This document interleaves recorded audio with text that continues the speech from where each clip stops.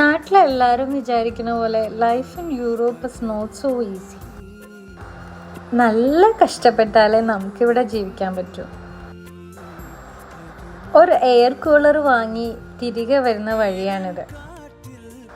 ഇത് ബിഗ് ആയതുകൊണ്ട് തന്നെ ഇത് സൈക്കിളിൽ കൊണ്ടുവരാൻ പറ്റില്ല. സോ ഓൾമോസ്റ്റ് ഒരു 1 കിലോമീറ്റർ നല്ല നടപ്പ് നടന്നിട്ടാണ് ഞാനിത് വീട്ടിലെത്തിച്ചത്. എന്നാ ഇപ്പോൾ ഒരു ടാക്സി വിളിക്കാമെന്ന് വിചാരിച്ചാലോ അതിന് കൊടുക്കണം 2000 to 3000 രൂപ.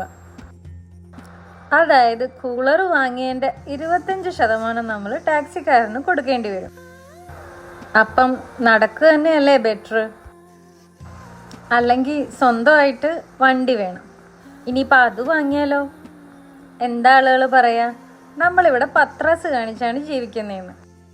സോ അറ്റ് ദ എൻഡ് നല്ല പോലെ കഷ്ടപ്പെട്ടാൽ മാത്രമേ നമുക്ക് എവിടെ പോയാലും ജീവിക്കാൻ പറ്റൂ.